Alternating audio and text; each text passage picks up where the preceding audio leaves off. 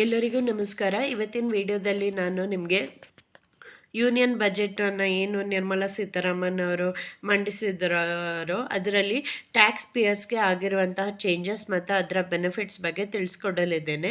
Complete ಆಗಿ ಇದರಿಂದ ಯಾರ್ಯಾರಿಗೆ ಉಪಯೋಗ ಆಗಲಿದೆ, ನಿಮ್ಮ ಟ್ಯಾಕ್ಸಲ್ಲಿ ಎಷ್ಟು ಡಿಫ್ರೆನ್ಸ್ ಬರಲಿದೆ, ಎಲ್ಲ ವಿಷಯಗಳನ್ನು ನಾನು ತಿಳಿಸ್ಕೊಡ್ತೀನಿ. ಹಾಗಾಗಿ ಈ ವಿಡಿಯೋನ ಪೂರ್ತಿಯಾಗಿ ನೋಡಿ. ಹಾಗೂ ಇನ್ನೂ ನನ್ನ ಚಾನಲ್ಗೆ ಸಬ್ಸ್ಕ್ರೈಬ್ ಮಾಡ್ಕೊಂಡಿಲ್ಲ ಅಂದರೆ ಉಚಿತವಾಗಿ ಸಬ್ಸ್ಕ್ರೈಬ್ ಮಾಡ್ಕೊಳ್ಳಿ. ಆಗ ನಿಮಗೆ ಇದೇ ಥರ ಅಪ್ಡೇಟ್ಸ್ ಎಲ್ಲದು ಇಮಿಡಿಯೇಟಾಗಿ ಗೊತ್ತಾಗುತ್ತೆ. ನಿಮಗೆ ಇವಾಗಲೇ ತಿಳಿದಿರುವಂತೆ ನಿರ್ಮಲಾ ಸೀತಾರಾಮನ್ ಅವರು ಇವತ್ತು ರಾಷ್ಟ್ರದ ಯೂನಿಯನ್ ಬಜೆಟನ್ನು ಮಂಡಿಸಿದ್ದಾರೆ.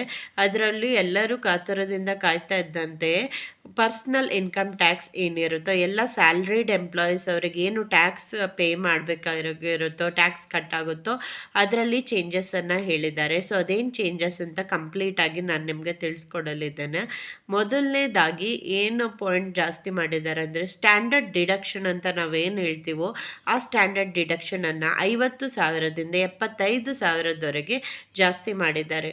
ಸೊ ಸ್ಟ್ಯಾಂಡರ್ಡ್ ಡಿಡಕ್ಷನ್ ಅಂದರೆ ನಿಮ್ಗೆ ಏನಂದರೆ 50,000ದವರೆಗೆ ಅಂದರೆ 75,000ದವರೆಗೆ ನೀವು ಯಾವುದು ಇವಾಗ ನಿಮ್ಮ ಸ್ಯಾಲ್ರಿ ಎಷ್ಟೇ ಸ್ಯಾಲ್ರಿ ಇದ್ರೂ ನಿಮಗೆ 75,000ದವರೆಗೆ ನಿಮಗೆ ಯಾವುದೇ ರೀತಿಯ ಟ್ಯಾಕ್ಸ್ ಇರೋದಿಲ್ಲ. ಹಾಗೂ ಇದೇನೇನು ಚೇಂಜಸ್ ಅವರೆಲ್ಲ ಮೆನ್ಷನ್ ಮಾಡಿದ್ದಾರೋ ಅದೆಲ್ಲದೂ ಕೂಡ ನ್ಯೂ ಟ್ಯಾಕ್ಸ್ ರೆಜಿಮನ್ನು ಯಾರು ಆಪ್ಟ್ ಮಾಡ್ತಾರೋ ಅವರಿಗಾಗಿರುತ್ತೆ. ನಿಮ್ಗೆ ಇವಾಗಲೇ ಗೊತ್ತಿರ್ಬೋದು, ಪ್ರತಿ ವರ್ಷವೂ ಓಲ್ಡ್ ಟ್ಯಾಕ್ಸ್ ರೆಜಿಮು ಮತ್ತು ನ್ಯೂ ಟ್ಯಾಕ್ಸ್ ರೆಜಿಮು ಯಾವ್ದು ಬೇಕೋ ನಿಮಗೆ ಅದನ್ನು ಆಪ್ಟ್ ಮಾಡ್ಕೊಳ್ಬೋದು. ನ್ಯೂ ಟ್ಯಾಕ್ಸ್ ರೆಜಿಮ್ ಆಪ್ಟ್ ಮಾಡಿಕೊಂಡ್ರೆ ನಿಮಗೆ ಅದರಲ್ಲಿ HRA ಅಲಯನ್ಸ್ ಅಥವಾ ಮನೆ ಬಾಡಿಗೆ ಭತ್ಯೆ ಅಂತ ಏನು ಹೇಳ್ತೀವೋ ಅದು ಇರೋದಿಲ್ಲ. ಹಾಗೂ ಅದರಲ್ಲಿ ಯಾವುದೇ ರೀತಿಯಾದಂತಹ ನೀವು ಇನ್ಶೂರೆನ್ಸ್ ಆಗಲಿ, ಚೈಲ್ಡ್ ಟ್ಯೂಷನ್ ಫೀಸು ಅಥವಾ LIC ಇದನ್ನೆಲ್ಲ ಯಾವುದೂ ತೋರ್ಸೋಕ್ಕಾಗಲ್ಲ. PPF, ಸುಕನ್ಯಾ ಸಮೃದ್ಧಿ ಈ ಥರದ್ದು 80D ಅಂಡರ್ ಯಾವ್ದ್ಯಾವುದು ಕ್ಯಾಲ್ಕುಲೇಷನ್ಸ್ ಬರುತ್ತೋ ಅದು ಯಾವುದು ತೋರ್ಸೋಕ್ಕಾಗಲ್ಲ. ಆದರೆ ಅದನ್ನು ನ್ಯೂ ಟ್ಯಾಕ್ಸ್ ರಿಜಿಮಲ್ಲಿ ಬೇರೆಯೇ ಸ್ಲ್ಯಾಬ್ಸ್ ಇರುತ್ತೆ. ಓಲ್ಡ್ ಟ್ಯಾಕ್ಸ್ ರಿಜಿಮಲ್ಲಾದರೆ ನೀವು ಈ ಎಲ್ಲ ಎಕ್ಸೆಂಪ್ಷನ್ಸನ್ನು ತೋರಿಸ್ಬೋದು. ಆದರೆ ಈ ಸಲದ ಬಜೆಟ್ನಲ್ಲಿ ಓಲ್ಡ್ ಟ್ಯಾಕ್ಸ್ ರೆಜಿಮನ್ನು ಯಾವುದೇ ಸ್ಲ್ಯಾಬನ್ನು ರಿವೈಸ್ ಮಾಡಿಲ್ಲ, ಆದರೆ ನ್ಯೂ ಟ್ಯಾಕ್ಸ್ ರೆಜಿಮ್ನ ಸ್ಲ್ಯಾಬನ್ನು ರಿವೈಸ್ ಮಾಡಿದ್ದಾರೆ. ಸೊ ಮೊದಲನೇದಾಗಿ ನಾನು ಹೇಳಿದಾಗೆ ನ್ಯೂ ಟ್ಯಾಕ್ಸ್ ರೆಜಿಮ್ ಅಡಿಯಲ್ಲಿ ಸ್ಟ್ಯಾಂಡರ್ಡ್ ಡಿಡಕ್ಷನನ್ನು 50,000ದಿಂದ 75,000ವರೆಗೆ ಮಾಡಿದ್ದಾರೆ. ಮತ್ತು ಇನ್ನೊಂದೇನೆಂದರೆ, ಆಮೇಲೆ ಇದು ಹೊಸ ಟ್ಯಾಕ್ಸ್ ಸ್ಲ್ಯಾಬ್ಸ್, ಇಲ್ಲೇನು ಮೆನ್ಷನ್ ಮಾಡಿದ್ದೀನೋ ಅದು ಹೊಸ ಟ್ಯಾಕ್ಸ್ ಸ್ಲ್ಯಾಬ್ಸ್. ಇದು ನ್ಯೂ ಟ್ಯಾಕ್ಸ್ ರೆಜಿಮಿಂಗ್ ಮಾತ್ರ ಅಪ್ಲೈ ಆಗುವಂಥದ್ದು. Up to 3 lakhs tax nil ಅಂತ ಮಾಡಿದ್ದಾರೆ. ಸೊ ಇದು up to 3 lakhs last year ಕೂಡ ಹೀಗೆ ಇತ್ತು. ಅಪ್ ಟು 3 lakhs ಸ್ಯಾಲ್ರಿವರೆಗೂ ನಿಮಗೆ ಟ್ಯಾಕ್ಸ್ ನಿಲ್ ಆಗಿರುತ್ತೆ.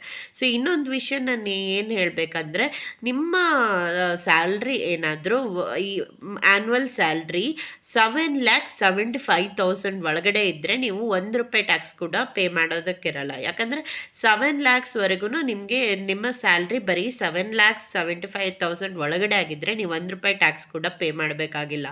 ಅದೇ ನಿಮ್ಮ ಸ್ಯಾಲ್ರಿ 7,75,000 ಮೇಲೆ ಇದ್ದರೆ ಇಯರ್ಲಿ ಸ್ಯಾಲ್ರಿ, ಆವಾಗ ಮಾತ್ರ ನೀವೇನಾಗುತ್ತೆ ಈ ಟ್ಯಾಕ್ಸ್ ಸ್ಲ್ಯಾಬ್ ಅಪ್ಲೈ ಆಗುತ್ತೆ.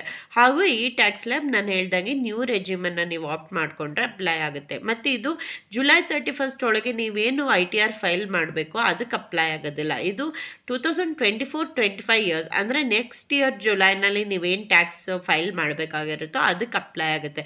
ಆದರೆ ಏನಂದರೆ ಹಲವಾರು ಕಂಪನಿಗಳಲ್ಲಿ ಹಲವಾರು ಇದರಲ್ಲಿ ನೀವು ಇವಾಗನೇ ಮೆನ್ಷನ್ ಮಾಡಬೇಕಾಗುತ್ತೆ, ನೀವು ನ್ಯೂ ಟ್ಯಾಕ್ಸ್ ರೆಜಿಮ್ಗೆ ಹೋಗ್ತೀರಾ, ಓಲ್ಡ್ ಟ್ಯಾಕ್ಸ್ ರೆಜಿಮ್ಗೆ ಹೋಗ್ತೀರಾ ಅಂತ. ಸೊ ಹಾಗಾಗಿ ಇದು ತುಂಬಾ ಇಂಪಾರ್ಟೆಂಟ್ ವಿಷಯ ಆಗಿರುತ್ತೆ. ನಾನು ಆಲ್ರೆಡಿ ಹೇಳ್ದಾಗೆ ಅಪ್ ಟು 3 lakhs ಟ್ಯಾಕ್ಸ್ ಯಾವುದೇ ಇರಲ್ಲ. ಈಗ ನಿಮ್ಮ ಸ್ಯಾಲ್ರಿ ಆ್ಯನ್ಯುವಲ್ ಸ್ಯಾಲ್ರಿ 7,75,000ಗಿಂತ ಜಾಸ್ತಿ ಇದೆ ಅಂದ್ಕೊಂಡ್ರೆ ಅದರಲ್ಲಿ ಫಸ್ಟು ನಿಮಗೆ 75,000ಗೆ ಎಕ್ಸೆಂಪ್ಷನ್ ಸಿಗುತ್ತೆ. ಫಾರ್ ಎಕ್ಸಾಂಪಲ್, ನಿಮ್ಮ ಸ್ಯಾಲ್ರಿ 10 lakh ಇದ್ದರೆ ಅದರ 10,75,000 ಇದ್ದರೆ ಇಯರ್ಲಿ 75,000ಗೆ ನೀವು ಯಾವುದೇ ಟ್ಯಾಕ್ಸ್ ಕಟ್ಟೋದಿರಲ್ಲ. ಆ 10 lakhಲ್ಲಿ ಮತ್ತು ಫಸ್ಟ್ 3 lakhsಗೆ ಯಾವುದೇ ರೀತಿಯ ಟ್ಯಾಕ್ಸ್ ಇರೋದಿಲ್ಲ. ಸೊ 3 lakhsವರೆಗೂ ಸ್ಯಾಲ್ರಿ ನಿಲ್ಲಾಗಿರುತ್ತೆ. ಆಮೇಲಿಂದ 3 lakh to 7 lakhಗೆ ನಿಮಗೆ ಟ್ಯಾಕ್ಸ್ ರೇಟು 5% ಇರುತ್ತೆ. ಹಾಗೂ 7 lakh to 10 lakh tax rate 10% ಇರುತ್ತೆ. 10 ಲ್ಯಾಕ್ ಟು 12 ಲ್ಯಾಕ್ವರೆಗೂ ಟ್ಯಾಕ್ಸ್ ರೇಟು 15% ಇರುತ್ತೆ, ಮತ್ತು 12 lakh to 15 lakh tax rate 20% ಇದೆ, ಹಾಗೂ ಅಬೌವ್ 15 ಲ್ಯಾಕು ನಿಮಗೆ 30% ಇರುತ್ತೆ. ಸೊ ಇದು ಹೊಸ ಟ್ಯಾಕ್ಸ್ ರೇಟ್ಸ್. ನೀವು ನೋಡಿದರೆ, ನೀವು ಕಂಪೇರ್ ಮಾಡಿದರೆ ನಿಮ್ಗೆ ಗೊತ್ತಾಗುತ್ತೆ. ಲಾಸ್ಟ್ ಟೈಮು ನ್ಯೂ ಟ್ಯಾಕ್ಸ್ ರಿಜಿಮಲ್ಲಿ 3 to 6 ಲ್ಯಾಕ್ಸ್ ಇತ್ತು, ಮತ್ತು 5% ಇತ್ತು, 6 to 9 ಲ್ಯಾಕ್ಸ್ 10% ಇತ್ತು, ಮತ್ತು 9 to 12 ಲ್ಯಾಕ್ಸ್ 15% ಇತ್ತು, 12 to 15 20 ಇತ್ತು, ಹಾಗೆ ಅಬೌವ್ 15 30 ಇತ್ತು. ಸೊ ಇದೇನು ಮಾಡಿದ್ದಾರೆ ಅಂದರೆ 1 ಲಕ್ಷ ಸ್ಲ್ಯಾಬನ್ನು ಇನ್ಕ್ರೀಸ್ ಮಾಡಿದ್ದಾರೆ. ಇದರಿಂದ ಹಲವಾರು ಜನಕ್ಕೆ ಉಪಯೋಗ ಆಗಲಿದೆ. ನಾನು ಆಲ್ರೆಡಿ ಹೇಳ್ದಾಗೆ ನಿಮ್ಗೇನಾದರೂ ಡೀಟೇಲಾಗಿ ನಾನು ಒಂದು ಎಕ್ಸಾಂಪಲನ್ನು ತೊಗೊಂಡು ಹೇಗೆ ಟ್ಯಾಕ್ಸ್ ಕ್ಯಾಲ್ಕುಲೇಷನ್ ಮಾಡೋದು ನ್ಯೂ ಟ್ಯಾಕ್ಸ್ ರೆಜಿಮಲ್ಲನ್ನು ತೋರಿಸ್ಬೇಕಂತಿದ್ರೆ ದಯವಿಟ್ಟು ಕಮೆಂಟ್ ಮಾಡಿ ತಿಳಿಸಿ. ನಾನು ಅದನ್ನು ಕೂಡ ನೆಕ್ಸ್ಟ್ ವೀಡಿಯೋದಲ್ಲಿ ಅಪ್ಲೋಡ್ ಮಾಡ್ತೀನಿ. ಇವತ್ತಿನ ವೀಡಿಯೋದಲ್ಲಿ ನಾನು ಏನೇನು ಟ್ಯಾಕ್ಸ್ ಅಡ್ವಾಂಟೇಜಸ್ ಏನೇನು ನಿರ್ಮಲಾ ಸೀತಾರಾಮನ್ ಅವರು ಬಜೆಟಲ್ಲಿ ಹೇಳಿದ್ದಾರೆ ಅನ್ನೋದನ್ನು ತಿಳಿಸ್ಕೊಡ್ತಾ ಇದ್ದೀನಿ. ಸೊ ಇದರಿಂದ ಹಲವಾರು ಜನಕ್ಕೆ ಉಪಯೋಗ ಆಗಲಿದೆ, ಮತ್ತು ನಿಮ್ಮ ನ್ಯೂ ಟ್ಯಾಕ್ಸ್ ರೆಜಿಮೆ ಕ್ಯಾಲ್ಕುಲೇಷನಲ್ಲಿ ಅರೌಂಡ್ 17,000ವರೆಗೂ ನಿಮಗೆ ಇಯರ್ಲಿ ಸೇವಿಂಗ್ ಆಗಲಿದೆ. ಇದೊಂದು ದೊಡ್ಡ ಅಮೌಂಟೇ ಆಗುತ್ತೆ. ಸೊ ಇದು ಆಲ್ರೆಡಿ ನಾನು ಹೇಳ್ದಾಗೆ ಏನು 50,000 ಇರೋದು 75,000 ಸ್ಟ್ಯಾಂಡರ್ಡ್ ಡಿಡಕ್ಷನ್ ಆಗಿರೋದ್ರಿಂದ ಅಲ್ಲೇ 25,000 ಎಕ್ಸ್ಟ್ರಾ ನಿಮಗೆ ಸಿಗುತ್ತೆ. 25,000 ಎಕ್ಸ್ಟ್ರಾವರೆಗೂ ನಿಮಗೆ ಯಾವುದೇ ಸ್ಯಾಲ್ರಿ ಟ್ಯಾಕ್ಸ್ ಡಿಡಕ್ಷನ್ ಆಗಲ್ಲ, ಅದೊಂದು ಎಕ್ಸ್ಟ್ರಾ ಸಿಗುತ್ತೆ. ಮತ್ತು ಇಲ್ಲಿ ಸ್ಲ್ಯಾಬಲ್ಲಿ ಪ್ರತಿಯೊಂದು ಸ್ಲ್ಯಾಬಲ್ಲೂ 1 ಲಕ್ಷ ಜಾಸ್ತಿ ಮಾಡಿರೋದ್ರಿಂದ ನಿಮಗೆ ಅದರಲ್ಲೂ ಕೂಡ ಉಳಿತಾಯ ಆಗುತ್ತೆ. ಟೋಟಲಿ ಅಪ್ ಟು ಈ ಚೇಂಜಸ್ಸಿಂದ ನಿಮ್ಮ ಇಯರ್ಲಿ ಟ್ಯಾಕ್ಸಲ್ಲಿ ನೀವು 17,000 ಸೇವ್ ಮಾಡ್ಬೋದಾಗಿದೆ. ಹಾಗೂ ಇದು ನಾನು ಹೇಳ್ದಾಗೆ ಹೊಸ ಟ್ಯಾಕ್ಸ್ ರೆಜಿಮ್ಗೆ ಯಾರಿಗೆ ಆಪ್ಟ್ ಮಾಡ್ಕೊಳ್ತಾರೋ ಅವ್ರಿಗೆ ಮಾತ್ರ ಆಗಿರುತ್ತೆ. ನೀವು ನೋಡ್ತಾ ಇರ್ಬೋದು, ಕಳೆದ 2-3 ವರ್ಷಗಳಿಂದ ಏನೇ ಚೇಂಜಸ್ ಇದ್ರೂ ಹೊಸ ಟ್ಯಾಕ್ಸ್ ರೆಜಿಮ್ಗೆ ಮಾಡಿದ್ದಾರೆ. ಸೊ ಯಾಕಂದರೆ ಸಿಂಪ್ಲಿಫೈ ಮಾಡೋದಕ್ಕೋಸ್ಕರ, ಟ್ಯಾಕ್ಸ್ ಪೇಯರ್ಗೆ ಸಿಂಪ್ಲಿಫೈ ಆಗೋದಕ್ಕೋಸ್ಕರ ಮಾಡಿರ್ತಾರೆ. ಹಳೆಯ ಟ್ಯಾಕ್ಸ್ ರೆಜಿಮಲ್ಲಾದರೆ ನೀವು ಹೌಸ್ ರೆಂಟ್ ಅಲವೆನ್ಸ್ ತೋರಿಸ್ಬೇಕು, ಅಥವಾ ನೀವು PPF, ಸುಕನ್ಯಾ ಸಮೃದ್ಧಿ, ಅಥವಾ LIC, ಅಥವಾ ಟ್ಯೂಷನ್ ಫೀಸು ಇದೆಲ್ಲದಲ್ಲಿ ಇನ್ವೆಸ್ಟ್ಮೆಂಟ್ ಮಾಡಿದ ಪ್ರೂಫ್ ಸಬ್ಮಿಟ್ ಮಾಡಿದ ಮೇಲೇ ನಿಮಗೆ ಅದು ಟ್ಯಾಕ್ಸ್ ಎಕ್ಸೆಂಪ್ಷನ್ ಆಗುತ್ತೆ. ಆದರೆ ಹೊಸ ಟ್ಯಾಕ್ಸ್ ರೆಜಿಮಲ್ಲಿ ನೀವು ನೋಡ್ದಂಗೆ ಯಾವುದೇ ರೀತಿಯ ಪ್ರೂಫನ್ನು ಸಬ್ಮಿಟ್ ಮಾಡಬೇಕಾಗಿರೋದಿಲ್ಲ. ನಿಮ್ಮ ಸ್ಯಾಲ್ರಿನಲ್ಲಿ ಎಷ್ಟುವರೆಗೆ ನಿಮ್ಮ ಸ್ಯಾಲ್ರಿ ಇದೆ ಅನ್ನೋದ್ರ ಮೇಲೆ ನಿಮಗೆ ಟ್ಯಾಕ್ಸ್ ಡಿಡಕ್ಷನ್ ಆಟೋಮೆಟಿಕ್ಕಾಗಿ ಆಗುತ್ತೆ, ಹಾಗೂ ನೀವು ಯಾವುದೇ ರೀತಿಯ ಪ್ರೂಫನ್ನು ಸಬ್ಮಿಟ್ ಮಾಡೋ ಅವಶ್ಯಕತೆಗಳಿರೋದಿಲ್ಲ. ಮತ್ತು ನಾನು ಹೇಳ್ದಂಗೆ ನಿಮ್ಮ ಸ್ಯಾಲ್ರಿ 7,75,000 ಒಳಗಡೆ ಏನಾದರೂ ಇದ್ದರೆ ಇಯರ್ಲಿ ನೀವು ಯಾವುದೇ ₹1 ಟ್ಯಾಕ್ಸ್ ಕೂಡ ಕಟ್ಟಬೇಕಾಗಿರೋದಿಲ್ಲ. ಅದೇ ನಿಮ್ಮ ಸ್ಯಾಲ್ರಿ ಅದಕ್ಕಿಂತ ಜಾಸ್ತಿ ಇದ್ದರೆ ಮಾತ್ರ ಈ ಟ್ಯಾಕ್ಸ್ ಸ್ಲ್ಯಾಬ್ ಪ್ರಕಾರ ನಿಮಗೆ ಟ್ಯಾಕ್ಸ್ ಸಿಗುತ್ತೆ.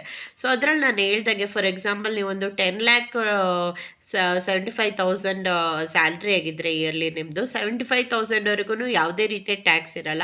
ಉಳಿದ 10 ಲ್ಯಾಕ್ಸಲ್ಲಿ ಫಸ್ಟು 3 ಲ್ಯಾಕ್ಸಿಗೆ ಯಾವುದೇ ರೀತಿಯ ಟ್ಯಾಕ್ಸ್ ಇರಲ್ಲ. ಉಳಿದ 7 ಲ್ಯಾಕ್ಸಿಗೆ ಮತ್ತೆ ಟ್ಯಾಕ್ಸ್ ಇರುತ್ತೆ. ಆ 7 ಲ್ಯಾಕ್ಸಲ್ಲೂ ಕೂಡ 3 to 7 ಲ್ಯಾಕ್ ಅಂದರೆ ಆ 7 ಲ್ಯಾಕ್ಸಲ್ಲಿ ಮತ್ತೆ 4 ಲ್ಯಾಕ್ಸ್ವರೆಗೆ 5% ಇರುತ್ತೆ, ಉಳಿದ 3 ಲ್ಯಾಕ್ಸಿಗೆ 10% ಆಗುತ್ತೆ. ಸೊ ಇನ್ನೂ ಡೀಟೇಲ್ ಆಗಿ ಬೇಕಂದರೆ ಕಮೆಂಟ್ ಮಾಡಿ